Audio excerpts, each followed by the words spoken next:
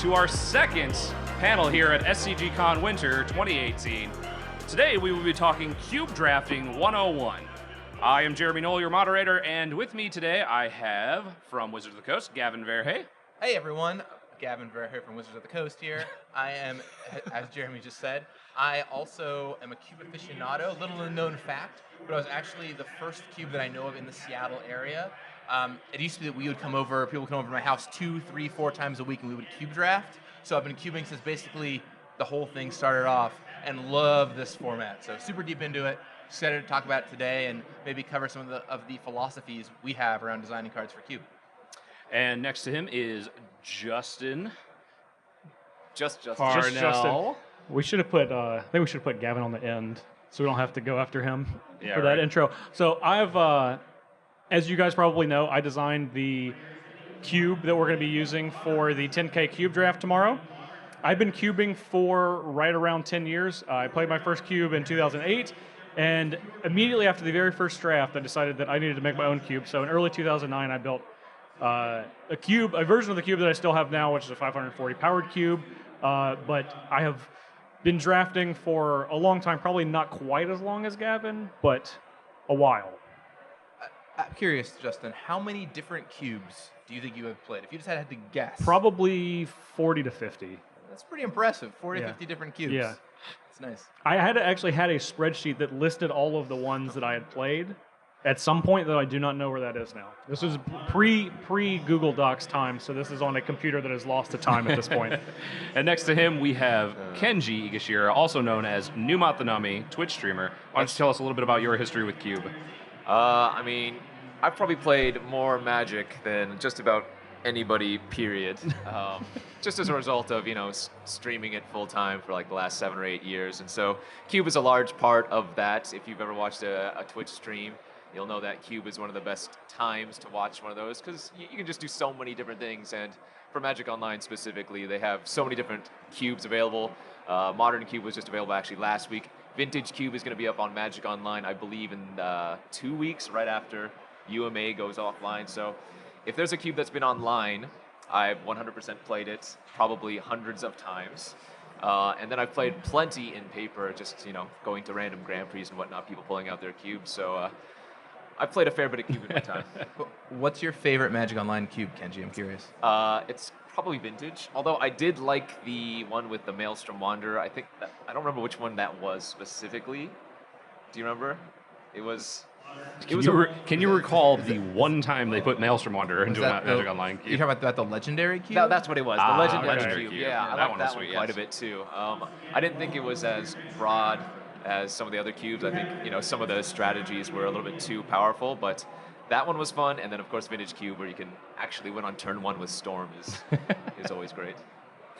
Okay, so speaking of the $10,000 cube, we do have the trophy right here for everybody to take a look at. This is pretty sweet. It is actually a cube. Have you two held that yet? I- Why don't you cube. pass this down? It looks heavy. It is heavy. It has got some heft to it. For the next 5 seconds, I am the $10,000 cube draft champion. All right, we're gonna. Congratulations, Justin. I've held. You Oh, are now thank the you, cube draft champion. thank you. Yeah. I did take some glamour shots with this earlier, but Kenji, 2 hands probably. Congratulations, Kenji. Wow, that is nice. It's got some heft to it for sure. Yeah, you don't even need to frame it. It's just I already have ready. to say, too, I can't appreciate enough that this is in the shape of a cube. Yeah, right. Yeah. It's perfect. That was one of my demands. Me too. Is to have As is soon to as have they said that, I was like, we gotta get a trophy We got a for cube sure. shaped trophy for sure. It's also the cheapest model size. There's a cube. There it is. You're done. So we do have qualifiers going on today and tomorrow. Modern, Standard, Modern Legacy, I believe. That's correct. And Modern Legacy today, Modern Standard tomorrow. Modern Standard tomorrow. And the Cube Draft itself will be taking place shortly after the Invitational Top 8 wraps up. That will be sometime around 3 to 5 p.m. I think we have it tentatively scheduled on Sunday. So once the Invitational Top 8 is wrapped up, we will go right into the Cube Draft, and that will be broadcast on Twitch. Nice. Yep. The main event starts sometime around 5. Yep. And if you're one of the many people watching this online and dates and times like that have no meaning to you, I'm sure it's in the Star City Games archive. It is in the archive for sure. That is being recorded. Okay, so we have several questions from people who wrote in to us beforehand. and they kind of break down into a couple different sections that I think that you would probably expect. The first one is basically on tips on creating and building a cube for the first time, or maybe for the 100th time. So the first one is coming from Ian McElroy, who asks, for any of the panelists, what should I do to get started designing my own cube? Like, what's the first steps? Justin, you want to tackle this? Sure. So I actually think that in practice, a lot of people probably skip what I believe is the first step, and that is actually identifying the group that you're going to be playing with. If you are at in a location where you're only going to be able to draft with maybe 3 other people or maybe 5 other people, then identifying that and then kind of building your cube around who you're going to be able to play with is more important than something like a Magic Online cube where you're always going to be able to fill an 8-man draft at any single time. So knowing if you're going to be drafting with 6 people, then a 360 card cube, you're not even going to be able to fill that up. So you're going to be going through multiple cycles of the cube before you see every card. So choosing kind of the size, and then of course the power level and the type of strategies that people that are going to be drafting with you are going to be kind of looking to play with does make a difference, because if you have people that are not going to want to play the type of Magic that maybe you want them to play by building your cube, then you're probably going to be doing a lot of work, and then your cube's going to sit in a box, which is the saddest thing that could ever happen to a cube. That's a great point, actually. I haven't made a cube myself, and I was just going to say, well, the first thing I would do is, just look at some other cubes, try to grab ideas on what type of archetypes I want. But I think you make a really good point. If you don't cater it to whoever you're playing with, that could always just start as a recipe for disaster. Yeah, and of course, like as a cube designer, it's not it's not to say like you're going to poll all of the people that you're going to be playing with, and especially if you travel to events, Grand Prix, SCGCON, and other events like that, then you might be playing with people that you don't see on a regular basis. So you still want to, as the designer of the cube, you still want to kind of do what you want to do. But if no one wants to play with, I'll use kind of the 2 extremes, which actually you identified as 2 of your favorite ones, like the Legendary Cube, which is more of like the Battle Cruiser style Magic Cube, where there's just a lot of huge things happening, or like a Vintage Cube where you're winning on turn 1 or 2 every time. If people don't like to do either of those things, then it's going to be difficult if you try to force those into your cube to get people to draft with you. So making sure that you know what those things are is going to help you kind of begin to go on your design journey for your first cube. I think in a similar vein, an understated thing to do is just play a lot of cubes. And as Kenji was saying, read about a lot of cubes. Like knowing what cubes are out there, what's successful, what's accepted, what's not successful, will really help you generate more cubes than your cube. A lot of people come in thinking, hey, I'm going to make a different cube. I'm going to do something that's never been done before. Let's make the 6-drop red rare cube, or whatever the case might be.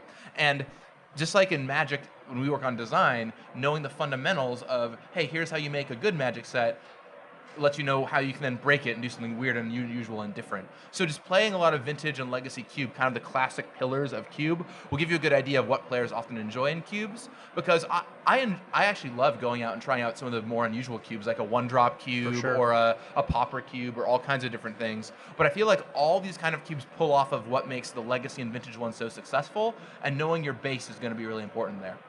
And then 2, for me, once you figured out what, once you played a lot of Cube and figured out kind of how the format works, figuring out your goals for the Cube. Like, what does your play group want to play? What do you want to play? What kind of thing do you want to design? What cards do you have access to? These are all questions that will impact your ability to design a compelling Cube. And a lot of people, like I said, go forward with a unique vision for their cube, something different they want to do. How are you going to accomplish that vision? Is there enough to support that vision? How many cards should your cube have? This is a lot of questions, and as a cube owner, it's a lot to think about. Okay. Yeah, the next 2 questions are, I think you pretty much covered a lot of them. We're so efficient, guys. Yeah, good work. I think between all 3 of you, because we do have one from Matt Marshall that says, when building a cube, what in your opinion is the most important thing to consider? And it sounds like that's where you're starting, is knowing your audience, essentially. The next one was and I do want to point out Gavin's suggestion about what cards you have available to you, and maybe your ability to kind of put a cube together with either what you have or what you're able to get is really important, because you can shoot for creating a vintage cube, but you might not have access to all of those cards, and it's probably likely that you don't have access to all of those cards. So maybe starting a little lower and then building your way up is important. So I'm going to story time. Can I tell a quick story? Sure. About 3 weeks ago, I had one of the most wild and fun cube experiences I've had in a really long time. I was down in the Philippines, and they don't have the most card accessibility there. And I was in a little store called Magus Games, and they asked, hey, do you want to play Cube? And I know what Cube is, and I love Cube. And I'm like, yeah, sure, let's play Cube. And we get handed our packs. And first of all, the packs are not sleeved, so I already know something unusual is about to happen. And I get handed my packs, and I pull it up, and it's just a smorgasbord of 15 totally random cards. It's like, here's like Unsummon, and like 3-mana 2/2 with a Dragon Soul Knight, right? Like all this stuff. And the way they built their cube is they knew what their card accessibility was, and they just had all these bulk common boxes, and just built the cube out of whatever they could find in these common and uncommon boxes, weaving in unusual themes and archetypes and putting a lot of mana fixing in there. And they made it work with what they had, and the players there all rally around it and loved it, and I had a great time because it was unlike any cube experience I had ever played.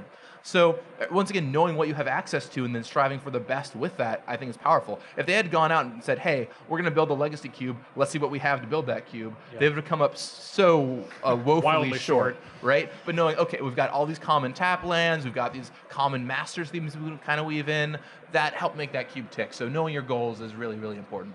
Even when talking about Cube, I believe most Gavin stories start with, I was in X exotic location and It's true. Right, there's one time blank happened with magic. I was on Mars, and over there, they really love playing red, so. Yeah, go figure. So the next one comes from Vincent Spezzo, who asks, when making a cube, do you purposefully include bad cards as skill testers the way that Wizards of the Coast does in regular draft formats? Curious what, I mean, I know what our take on it is from Wizards. I'm curious what y'all think. All right, so I'm gonna reframe the question a little bit. Yes, well, it is quote unquote bad. Okay, that's what I was gonna say. They're skill testing cards. I don't think that in a cube environment, a lot more goes into that when Wizards is creating a set, because it's not going to be kind of interacted in the same way as a cube will. But for a cube, I don't like to put in cards that are going to be strictly worse than like another card that's in the same set, or not in the same set, but in the cube. You want to put in maybe power level difference cards, but not cards that are strictly worse, if that makes sense. Something that I've gotten from the cube community, which I'm sure in the future, when this is on our YouTube or our Twitch archives, I'll be watching. But my inclusion of the card Dimir Kirun in the SCGCON Power Cube, people are like, this card is not playable in any cube. And it's like, well, is it a first pick? No. Is it a card you're going to be picking in the first 5 to 8 picks? Probably not. But this is a niche archetype card, and that can do a lot of work in a couple of specific decks that you can have. So having those type of cards where maybe in a draft setting, they're not going to go in the first 8 picks, and that's okay because you draft 15 cards. So knowing that you're going to have cards that are going to come back around, that you're going to be looking for once you've identified the archetype that you're trying to do, to look for maybe in the second half of the draft, that can kind of create the separation in having a cube maybe that's like every single thing is a heavy hitter, like everything is could be in the first 5 picks, but that's not. To me, that's like kind of creating a limited environment. I like to have it where there's kind of a cascading power level, and it's okay to have some on the lower side because they fit into decks specifically. Like if I know I'm taking up a lot of time on this question, but once you've identified yourself in an archetype, and you kind of, after maybe 2 packs, and you look at your 30 cards that you've drafted, and you're like, man, I would really love to have X card. And X card probably isn't in the cube because in most cases it wouldn't be drafted.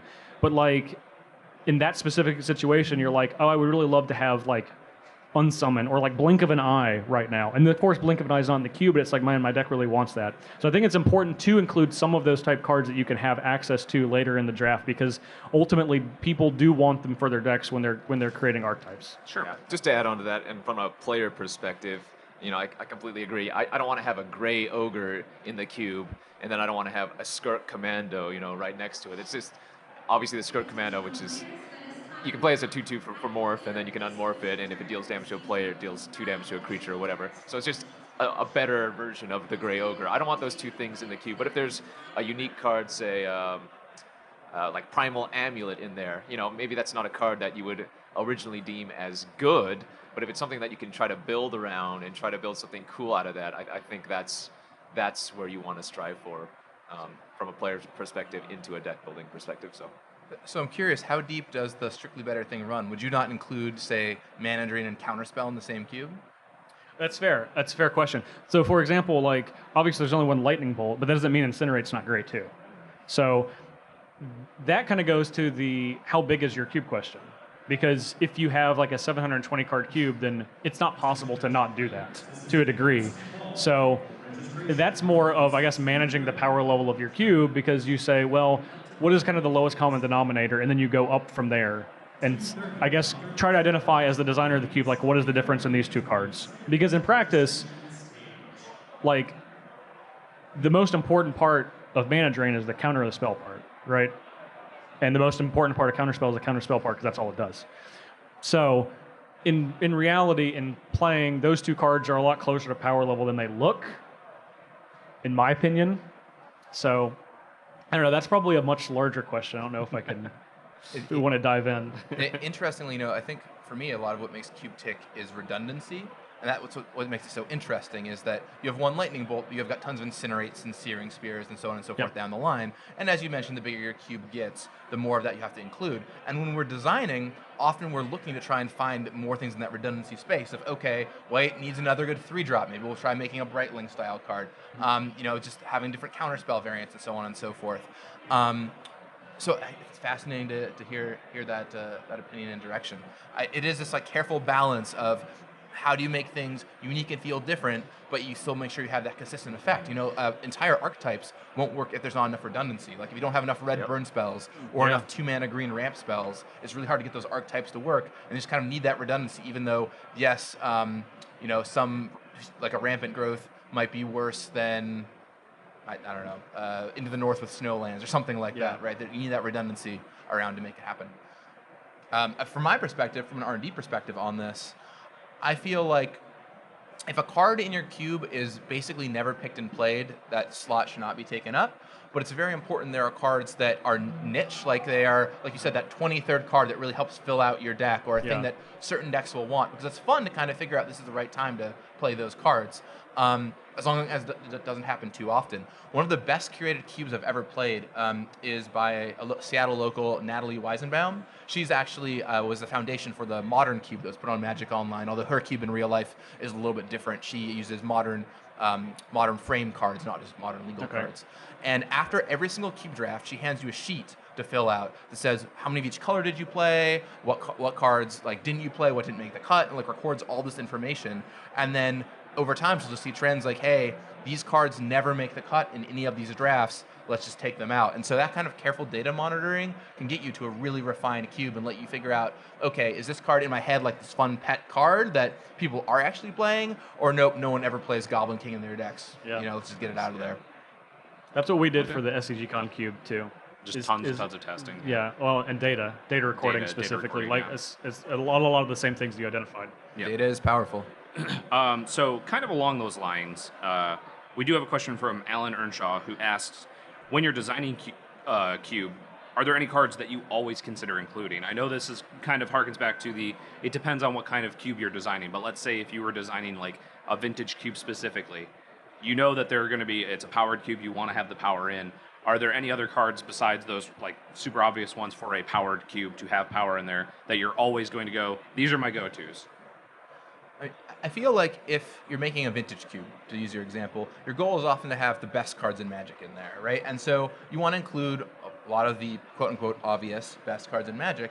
But a key to me with Cube Draft is the goal of any Magic experience, in my opinion, as a designer, is to make sure that it's fun. You want to make sure that it's a fun experience. Yeah. And there's a lot of cards in Cube that people love playing with, like the Upheavals of the World, for example. That's a card that's so exciting. It's such a Cube card to me. Shelldock Isle is another card that sees basically no play anywhere else, but Cube players love it. So perfect for that format. And I would always want to make sure to include those, because even if you're looking at just the best cards in Magic, Shelldock Isle is not going to make your list, but it is really powerful in Cube, and players love playing with it in Cube, and it helps bring up that fun quotient to me. So of course, like you said, it varies very much depending on the cube, but making sure that you include if you're making a vintage or legacy style cube, the most fun and the most powerful cards is kind of the things I would look for. And from that, I just look at other cube lists and look at the most commonly included cards. You can get a pretty good feel for what that is. And I also want to add on, if you have not cast Upheaval from a Shelldock Isle, return the Shelldock Isle to your hand, and then played it back down as your land for the turn, then you need to continue cubing until that happens. With an Eternal Witness in play. All right, what was the question? So I got lost in Gavin's story Yeah, again. just are there any cards that you would consider that you would always say this needs to go in the cube? No, I actually agree a lot with Gavin, because it's honestly, it's not like there's not a single card that in every single cube I would ever design or hope to play that I would expect to be in across all of them. But there's certainly, kind of depending on what you are going for. If you're going for more interactive Magic, then you're probably going to have cards that are a lot grindier. If you're going for a vintage cube, you're going to want to have Channel and Tinker and things that you can make explosive plays. If you want to have like a big, you're playing a lot of large creatures or large spells, then you're going to make sure to have a lot of like color fixing and a lot of like big mana ramp to make sure you can cast all those huge spells. So it really just depends on the type of cube that we're talking about. But I guess when you break it down to that granular level, if a cube was put in front of me and someone described the cube to me, I would be like, well, I expect these cards to probably be in it based on your description.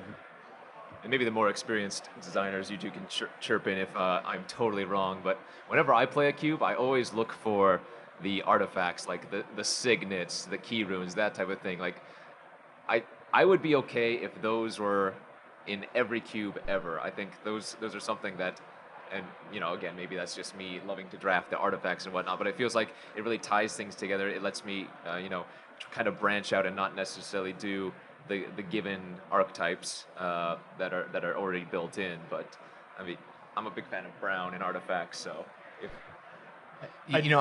I would say that even going a step back from that, one thing that I think is consistent across pretty much all cubes, with a few weird niche kind of cube exceptions, is make sure that there's good mana bases. Good mana base, yep. Right. Sure. Completely agree. Every cube, from Pauper Cube to Vintage Cube, has a strong mana base. Now, of course, you're going to have Guild Gates versus original dual lands or something, but making sure that you have that core mana base is really, really important. So that's one thing that I think I would basically always include, no matter what kind of cube I'm making, unless I'm making like the mono blue cube or something, in which case you probably don't need that quite as much. Just make sure to have 100 islands in the box. Yeah. But first come, first serve. So once those islands are gone, it's over. So be very careful. proxy on some mountains, Shelldock Isle, it's still good, by the way. Mono blue cube. I do think that you can often derive your look at the power level of a cube by looking at the artifact section. Okay. So that's probably fair, and that probably more speaks to you as a drafter. Probably, if you're doing that. I will say artifacts, this is kind of getting deep into cube philosophy, but that's what we're here for anyway, everybody, right? Artifacts can have a very warping effect on a cube because it gives every color access to those effects. So signets, for example, are a pretty big heuristic of this, because they give every color 2 mana, 1 mana ramp. So they give every color rampant growth, basically. So what we find is a lot of people have green ramp-based strategies. They could have often trouble getting those to work in cube, and I'll look at their cubes and they just have a ton of signets running around, which says you can make your ramp strategy any color. It doesn't need to be green, because every color can ramp out for 2 mana. So those cards can have a super warping impact on the game, and that's fine, but you kind of think about that when you're building your cube up. Sure. Okay, our next one is from Ricky Partney, who just asks, and I think this is pretty much a general one for building a cube. Do you just have any tips on how to create a balanced cube? Like, how do you go through and make sure that the cube is balanced and still enjoyable, is what I would assume the rest of the question is. Well, once again, go back to playing it and getting data, as well as looking at other cubes online. There's no shame in walking it in the footsteps of the people before you, right? Hundreds and hundreds of cubes, thousands of cubes have been made, and looking at them for information on how to make a strong cube will go a long way. But outside of that, when you're building your initial cube, I think doing things like looking at a mana curve is really important. The number of times I've drafted a cube and been like, man, I'm short on white 3-drops, and then had them look at their cube list and realize that there are only 3 in the entire cube, right, is really, really telling. Making sure that there's enough different effects so that you have, in blue, it's not all control cards. There's some aggressive cards too. Red, making sure every kind of color has slower and faster cards is really important. And then just iteration, making sure, once again, that you play it enough times to figure out, okay, red is too strong or blue is too weak or whatever the case might be. Not that those two things are ever the case. That you can iterate on it and get to the right balance. Kind of going back to what Gavin actually said in the last question is, I think for a balance cube, one of the most important things is to make sure that all of the colors in the mana fixing that they have in the cube are equally balanced. That's something that is like super duper important to me. That you don't need to have every single, if you have, let's say you have 40 lands that you want to have multicolored fixing. If I just want there to be 4 of each black-green land, 4 of each red-white land, 4 of each blue-black land, etc. They don't necessarily have to all be the same cycles, but making sure you do that allows your drafters to experiment with things that maybe you might not have expected to be able to do in the cube from an archetype perspective. And limiting mana fixing limits their ability to do that, and ultimately is going to kind of hurt the draft experience over the long time, especially if it's a cube you're going to keep replaying over and over again. And I also completely agree with Gavin on the curve and just noting your curve and making sure that it is kind of in a pyramid where at the bottom you have a lot of the lower costing cards and then goes up as mana cost goes on, and making sure that at every part you're hitting at least some amount of cards that cost a certain converted mana cost in each color section that you have. Yeah, like both these guys were saying, for me specifically, it's just playing it. Sometimes you'll play a cube 5 times, and you'll already know what the best color pairing is or what the best color is because it's so lopsided. So just getting those reps in and understanding, well, what you need to tweak based on how it plays out is going to play a large part in making sure, if you're building a cube, that at least it's pretty stable all across the colors. I think one thing that people are sometimes afraid of is experimenting, like making like large sweeping changes to cube, especially when you're new and you feel like you don't know a lot. That can be difficult if you don't have the ability to draft on a regular basis. If you're drafting, if you draft your cube like once a month, then if you make changes like every month you're going to change like 20 cards out, then it's going to be difficult to get data. So I don't know. I guess if you're able to cube frequently, then changing cards frequently and kind of keeping track of those and how those perform is probably going to lead you to identifying a lot of your own data if you already have a solid base from maybe another cube that you've copied. Okay, that sounds great. Our next question comes from a person who says, "My name is Damien. Justin may remember me as helping me obtain my first ABU dual lands." Yes. Hello, Damien. Anyway, my question is, what are your thoughts? GP Atlanta. Yeah, GP Atlanta. What are your thoughts on things like monocolored cubes or only X rarity cubes, like those really niche ones? And also includes longtime fan of Commander Versus and Think Twice podcast. Like, comment, share, subscribe, binge. Not particularly in that order. I don't even have to say it. Thanks, guys. So yeah, like what are your opinions on that sort of thing, that it's like a very niche cube, that it's like monocolor or X rarity or something like that? Kenji, you want to start on this one? Sure. I think it's just going through everything that we've already talked about for any given cube. Just because it's niche doesn't mean you shouldn't go through the motions of making sure the power level is fine across particular, or you don't know, I guess, well, in my experience, if you're going to do like a monocolored one, then it doesn't necessarily matter if there's too many powerful cards, as everybody's going to have an opportunity to get one. You're not going to be fighting over colors. Right, Yeah. exactly, yeah. But I guess then just going through the, how does the curve look? Are there specific deck types there? For the niche ones specifically, I think it's just making sure you do the same routine when you're going to build any other deck, and that's how it ends up playing out as well. I think from a design perspective, I love that people want to do those type cubes where it's all monocolored, or you have like a bulk rare cube. It's not cards that you've played in most other cubes. Those are always a lot of fun in short bursts to me. And that's kind of one of the difficulties in having one of those cubes is it's so hard to have one of those cubes and keep it entertaining for people over a long period of time if you're going to continue to draft it, just because the nature of the environment that you're limiting yourself to makes it more difficult to have variation in your draft, especially for the case of like monocolored cubes, and even something where you're maybe limiting the power level. You're going to see cards that are more powerful than the rest of the cards in the cube after you draft it a couple of times. So the degree of difficulty as a designer is a lot higher, but it's very rewarding to have those type of unique draft experiences. And if you can do it on a consistent basis and have those type of cubes for a long period of time, then more power to you. Kenji, how many times have you drafted Avison Restored? A lot more than most people, especially given the overall feeling of that set. I'm gonna 200. How many times have you drafted Original Innistrad?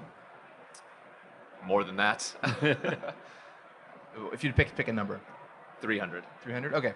I feel like, I was trying to find a flowery way to talk about exactly what Justin talked about before me. But the really key thing about a successful cube is replayability to me. Like, you're going to have a thing that's going to exist, like any draft format, just like a real Magic draft format, and you're going to play it again and again and again and again and again, and make sure that's replayable is really important. And the thing that makes a Legacy and Vintage Cube tick is there are so many different cards that are from such a high power level from throughout Magic's history that it's always replayable because you find new combinations and different things to do, and the mana fixing is good. There's new archetypes you can pick up. When you strip some of that away, it becomes less replayable. Oh, water check, excellent. It becomes less replayable, and you want to make sure that it keeps that replayability hit. So I often find that, monocolored cubes, things like that, are fun to do every now and then, but I always gravitate back toward the Legacy Cube, or the Vintage Cube. I have played a few cubes that I am happy playing over and over and over again that aren't those, but they're far and few between. So, think about that as you're building your cube and how replayable your experience is going to be. And if you are going to make it a more niche cube, find ways to build that replayability in. Are there different archetypes you can discover? Is the mana fixing good enough that you can play a lot of different colors together? Like, how are you getting that replayability in there? Sure. Okay, and this one kind of goes along, and this one comes from two different people here. We have Corey G. Stark and Tim Bister, who both kind of started asking questions about making an unstable draft cube. Corey asked, I'm looking to build an unstable draft cube, and I was wondering, how important is it to add outside fixing, simple dual lands from like cons, guild gates, things like that, as part of the normal draft environment, if the normal draft environment didn't have them? Can I skip to fixing to include more unstable cubes, or should I really focus on that fixing? I think fixing is absolutely critical. And I've actually played an uncube before when Unstable came out last year. My friend Marius actually put one together. And he ended up including low power level fixing, like guild gates and bounce lands. Okay. But you have to, because those sets don't have that, just because that's not how the set is generally going to be played. But I think it's absolutely critical. Like, you don't really have a choice, or putting decks together becomes really difficult if you don't have it. I think with any cube, we've been talking a lot about the power of mana fixing up here. With any cube, there is that tension, but with mana fixing, where if you have too little mana fixing, your decks don't work. If you have too much mana fixing, all your decks look like 5-color soup. Mm-hmm. And finding that bridge is really important. And when you're building it into an unstable cube or an uncube, I absolutely agree with Justin. I would definitely have some. You don't need to go overboard. Like, if the unsets weren't built to really be multicolored sets, you don't need to have so much mana fixing that every deck is a 4-color deck. But having enough that you can play that 2 or splash that 3rd color is really important. I would include some, certainly. This is just a guess. This is, I guess, shoot it back to Gavin. But there's probably a reason that you guys have started to include a lot of 2-color fixing in the basic land slot. Yeah, we do it a lot in our just normal sets now, because you know what's awesome? Hitting your land drops and getting your colors. Casting your spells. It's super fun. And also what we found, and I think Dominaria Draft, not to talk about a non-cube format, but Dominaria Draft is a great example of this, where it feels like kind of anything's possible. Like, the mana fixing, you can like sometimes get in green and like play that 3 or 4 color deck, and we're trying to make the format a little slower sometimes, have a little more mana fixing, so that you can play that occasional 3, 4, even wild 5 color deck. and it makes for fun stories, and once again increases that replayability. Because if I tell you there are 10 decks you can draft, one for every 2-color combination, then you can only draft the number of times you've tried them all out. The moment you have enough good mana fixing, you can get to 20 different decks, 5 2-color decks, 10 2-color decks, and 10 3-color decks. It just doubles the amount of experiences you can have. So allowing for that with this good common mana fixing in normal sets and cubes alike helps you build your decks, as long as it's not the only thing you can do. Sometimes if you have too much good mana fixing, it becomes oppressive, and playing 1 or 2-color strategies is just always worse than 3-color strategies. You don't want that to be the case, but it's hard to get there, so you'll be fine with a bunch of common dual lands. Kenji, do you have anything? Yes, just add mana fixing. Add mana fixing. Hooray, mana fixing! Hooray, mana fixing. Yes is the You answer. know what, I like casting spells. In a similar vein, Tim Bister also talked about an unstable cube and said, "We had so much fun drafting the set when it was first released. Would you recommend adding cards from the other unsets, or just would you limit the card or the cube to strictly unstable? Because I know that those sets had very different design philosophies. So would you feel comfortable adding in some of those older ones that weren't quite designed with the same philosophy?" I think to bring it back around to a few things we've talked about, add the fun ones. As long as you feel like your vision for the cube is still a fun, wacky, silver-bordered cube, put in the ones that look like fun. Probably skip the gotcha cards. Those ones didn't turn out super well. But there's a number of cards from the other unsets that are fun and wacky to put in there. So go for it. I have, as someone, like I said, I've played an uncube before after Unstable came out, and from a limited perspective, Unstable is so significantly better than Unhinged, which is so significantly better than Unglued. The cube ended up being about 65-70% unstable, and then probably like 25% unhinged and like 10% unglued, and that's fine. And making sure because there are a lot of fun cards in those, but Unglued was not designed with limited in mind at all. Now, obviously, you probably can speak more, but as a drafter of that, it does not seem like that was the case. So leaning on more of the more modern design philosophies and how Unstable is put together, I think is probably going to lend you to greater replayability and more fun in drafting that. Yeah, the big difference between Unglued, Unhinged, and then Unstable is Unglued and Unhinged were made to be fun to read, but they weren't actually that much fun to play. Where Unstable, we actually did something crazy and tried to make it fun to play too, and it turned out a lot better. It was a huge smashing success for us last year. Also, some of the older sets are just a lot smaller. Like Unglued is like an 80-card set or something like that. It's incredibly small. So the proportions of cards you're going to pull from are just smaller anyway. Also, a lot of those Unglued and Unhinged cards are just incredibly weak, so you want to make sure that once again the power level feels appropriate for the rest of your cube. But I think aiming for something like 60-70% unstable, fill out the rest with Unglued and Unhinged is a blast. Kenji, any opinions on uncubes? Well, yeah, they just had the different things in mind, like these guys were saying. So a large majority is going to be unstable, and that's okay. It has the better replay value, the better, limited aspect of it in mind. So you don't want like all those clam cards from Unglued. I can't even think of the name of them now. Clambassadors. Clambassadors, yeah, all these roll die guys and stuff that just don't make a lot of sense, and you're not going to have a great time with a lot of them in your cube. Sure, it's going to be. It'll have a cute factor if you see them in the cube, but it's not necessarily good gameplay. So Okay. Right, aim for fun to play, not just fun to read. Right. That's really important. Kenji, once we get the Magic Online Uncube working, then I'm sure you'll have a lot more opinions about it. I was wondering about that, yes. Got to get Clockatog on there, where you can like eat your own time for +2/+2. I've got a lot of ideas someday. It's all up here. Yep. All right, the next one is, it's a little bit more open-ended, and for everybody. How much time do we have? Yeah, It's open-ended. yeah, we had another like 15 minutes, so this one can take up most of it.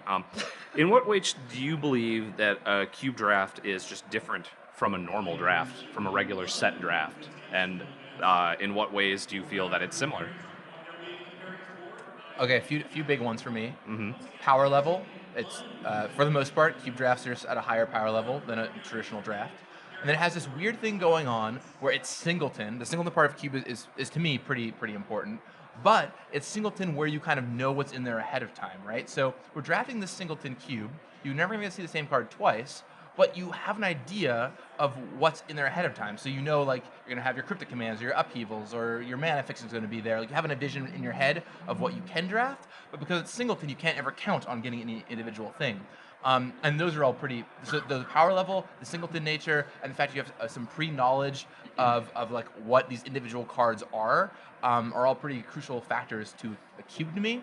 I guess the way I always think of cube is like you are drafting a constructed deck, which can feel a little differently than some other limited formats as well. As far as ways that they're similar, though, you know, you're still drafting a 40-card deck. Your principles like curves often still apply pretty well. Granted, they're a little different because you have some constructed principles, but curves are still really important. All your drafting information about reading signals and stuff like that still factors into this. So a lot of your bread and butter Magic fundamentals still work here, but they often have to be recalibrated toward a constructed perspective as opposed to a purely limited perspective. I don't know. I don't know what you guys think. It's a great question. It is a good question. So oftentimes when I'm, not that it takes much selling on Cube to people, but when I have tried to kind of sell the concept of building a cube or playing a cube to people before, I always ask them, I was like, what's your favorite like draft environment? And then, you know, whatever it is, it's the Shards of Lara, I like drafting as many colors as I want, or it's Zendikar because I want to attack with creatures and I want my opponent dead on turn 5, or etc. Well, you can have that in Cube. You have the ability to create that environment and have infinite replayability. Oftentimes, unless, you know, in paper Magic, it's a little easier on Magic Online, but in paper Magic, you probably can't draft Zendikar 100 times unless, one, it's going to cost you a lot of money and time to find that product. But it's just it's very difficult. It's very difficult to do just because it's kind of resources in having a real draft environment if it's not in print.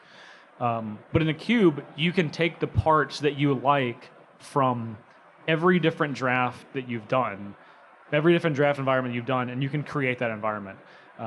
My personal favorite limited environment of all time is Time Spiral Planar Chaos Future Sight, because you can do high five, buddy. High five. because you can do everything.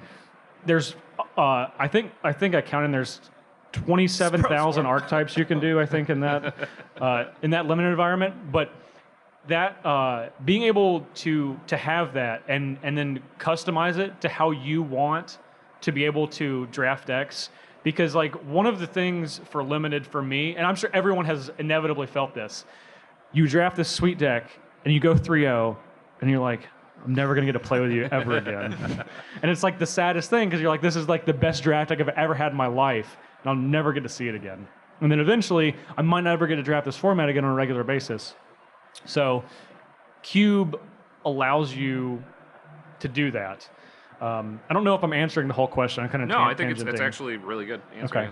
I think you're like laying your heart bare about Cube I right am, now. for That's what sure. I love. Yeah. It's like, you know why Cube is awesome? I'm just gonna tell you why Cube is awesome. Yeah. Yeah, pretty much. It is. It is like I love limited. I don't play as much limited outside of Cube as I used to since moving to Roanoke. We don't play as much limited here, to be honest, as I would like. But before, yeah, I see you over there, another person that also likes limited, lives in Roanoke, sad about it.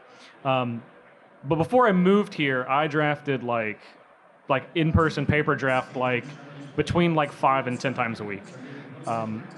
So Cube is it's whatever you want it to be, and that's, if you love limited, then it's almost impossible to not love Cube.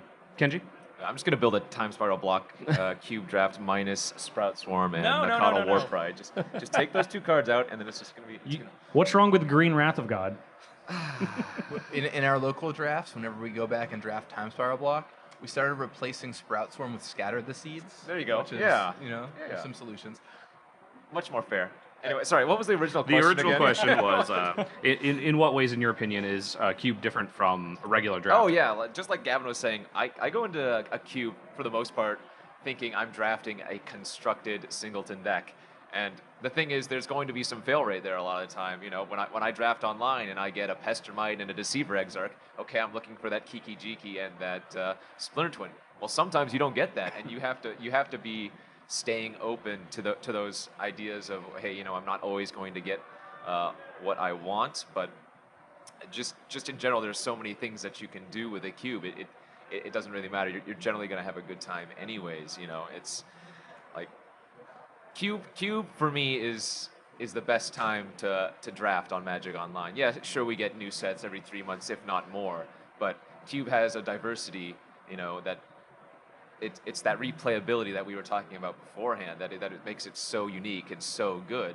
And these things, you can constantly change them if you want to. If you're going to build a cube for your group of friends at home or whatever, you guys can constantly change it. It's not bound by any specific rules. Well, if your group doesn't like this, then you can take it out. If you guys want to add something, then you can do that. So it's just, Magic has so many cards in it, and sure, a lot of them are bad as Magic cards, but the vast majority of Magic games are going to be so unique with Cube that it doesn't really matter. You can cater to what you want. So Okay.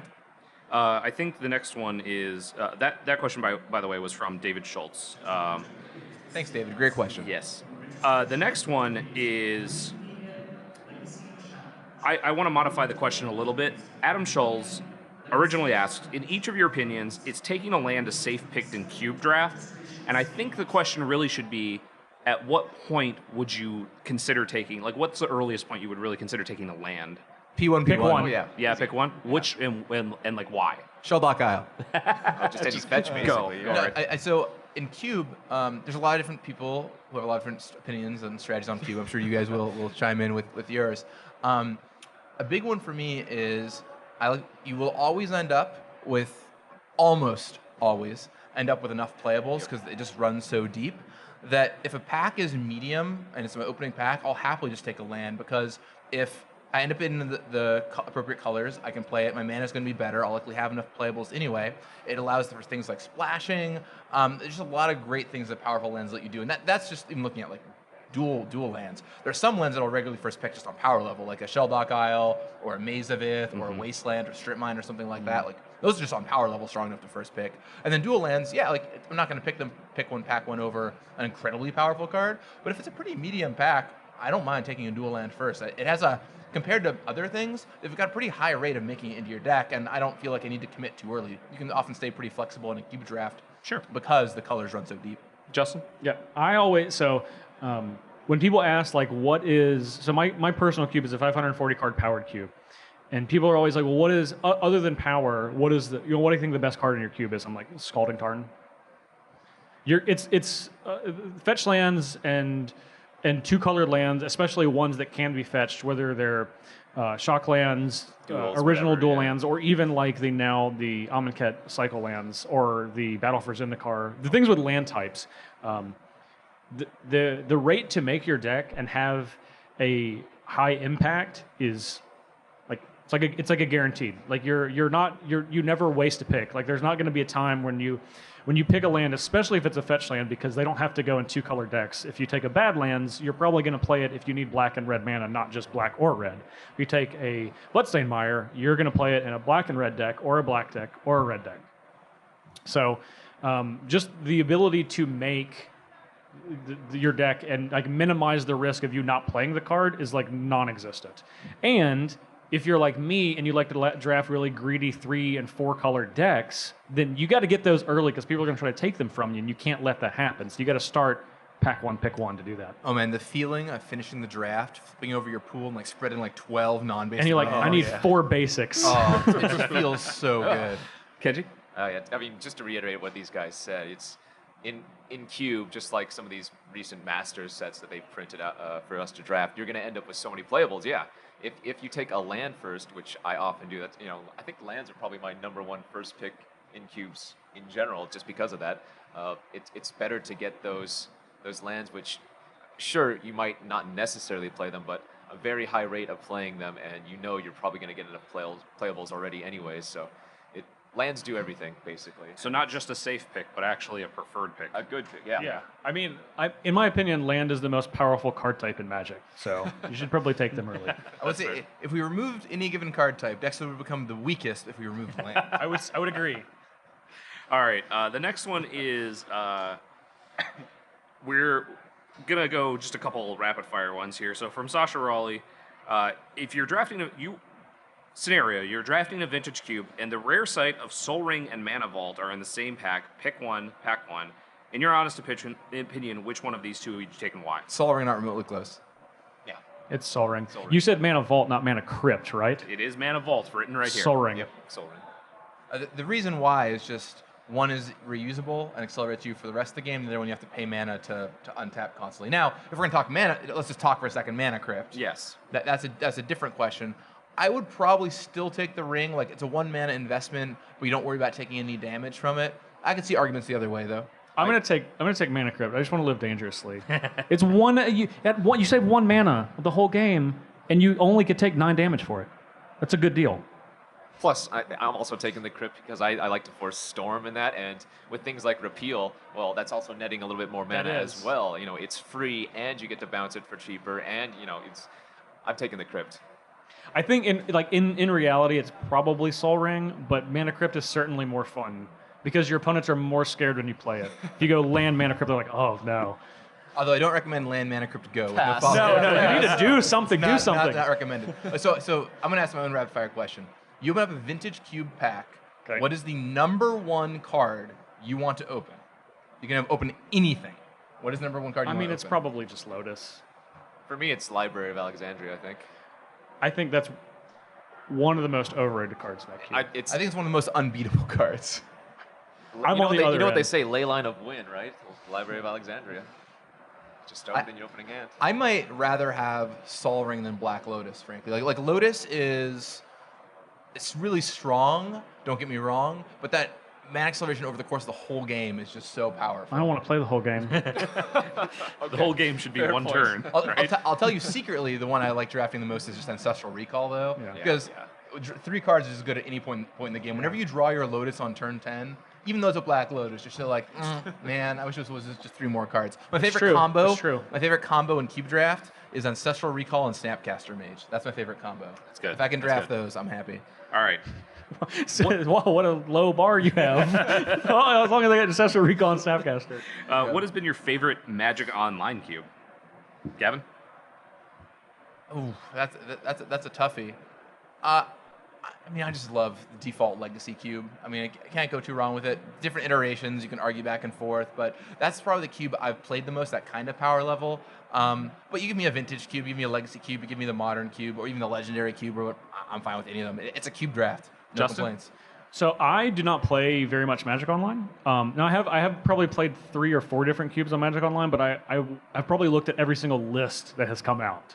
And I also agree, probably just the basic Legacy Cube. It's overall it's the most balanced and interactive, which is kind of what I want in my cube environment. So I will say also the Legacy Cube. And Kenji? Yeah, I think I mentioned this earlier. It's either Vintage Cube or the Legendary Cube for me. Probably the Vintage. I don't mind losing on turn 2 or winning on turn 2. Either way, you know, it's somebody's doing their thing. Nice. I find the Vintage Cube like a nice meal. Like, I want to eat it every now and then, but I don't want to eat the Vintage Cube every single night, you know? Because it's really fun in small doses, but then you kind of get your high, and you're like, all right, time to simmer back down to Legacy. Yeah, it's just like your mom said when you're little. When you grow up, you're not going to want a Vintage Cube every 3 hours. And then the last one, I'm just going to ask to let Kenji kind of grandstand a little bit. How many online cube trophies do you have? Oh, I mean, they reset every... Just like give it a rough number. Hundreds? I don't know. Yeah, hundreds. Justin? 0. 1, 0. I literally have not. I've probably drafted cube on Magic Online like 10 times total. 10 times. Okay. Yeah, I don't play Magic Online. So you have 10 trophies then? No, I don't, unfortunately. Gavin? Do we count trophies from internal playtests? Oh, yes, absolutely. Sure. So I probably a lot. I don't Probably know. quite a lot. Sometimes we will playtest Magic Online Cube by actually printing out playtest cards and then drafting it in person. And those are definitely not recorded anywhere. But I could tell you, I've drafted a lot of powerful decks there. A lot of online physical cubes. Right. It's a weird thing to think about, but Yeah. true. All right, I think that's the rest of our time today. Did you want to add anything? One last thing? Yeah. My favorite thing to do with a cube is a rotisserie draft. If you ever have a chance to rotisserie draft, it takes about a whole day, but you should look into it. And make sure to, when you're rotisserie drafting, make sure to like rotate it every 6 hours, because otherwise like the underside gets a little undercooked. It does. You don't want to be Gets careful soggy, with that. yeah. Yeah. No Kenji? soggy bottoms. I'm good with that. All right. Thank you, everybody, for coming out. You can get your own cube trophy right here. That's an actual cube. If you attend the 10K Cube Draft qualifiers tomorrow and become one of the finalists and qualify for the Cube Draft. And if you're watching this online, travel back in time, and then you'll have a chance. Should you explain what Rotisserie Cube is? Yes. Because it's amazing. It's not a chicken. Go ahead. It is not. Okay, so Rotisserie Cube is when you take your cube, however large it is, and you lay, my preferred method is lay all of it out on probably 3 to 4 tables. Several and then you tables, go through and you set a set number of picks for everyone, and then you do a snake draft and draft the cards in the cube until you've had the number of picks assigned taken. For Everybody each player. gets to see every single pick every other player makes. Yep. Very high skill. Takes a really long time, but it is a blast. Everyone's deck is great. I have participated in probably, I think, 29 rotisserie drafts. It's a very specific number. That is an entire month. Those I actually do keep track of. I still have. An entire month that this man has spent just rotisserie drafting. Yeah. If you want something that is on the exact opposite end of the scale, by the way, I love Rotisserie Draft. Big fan. I've done it many, many times. There's this format that I find enjoyable. Not everyone necessarily does. We call backout draft. Not backdraft. Backdraft is different. Backdraft is where you draft someone else's deck You for draft them. the worst deck that you can to That one's give to fun, someone too. else to play. Right, backout draft is where you draft the first 2 packs for someone else, and then they come in and draft the last packs, so they can kind of like salvage your deck a little bit. I don't know, I find it really fun because you play with these very weird cube decks you would never draft otherwise, and I don't know, something very satisfying about trying to make it work. When you said the opposite of rotisserie draft, I thought you were just going to say, open up Magic Online and let the game pick for you every single Oh, one. that's nice too. Yeah, because that's nice too. just completely as random as possible. I've actually never done that format. Dude, we're going to be here all weekend. All right. Let's go do it. All right. All right, thank you everybody for coming out, and our next panel will be at 4 o'clock, the Dungeons & Dragons Guildmaster's Guide to Ravnica, and I hope you enjoy the rest of your SCGCON. Time to cube. Go Cube, yeah.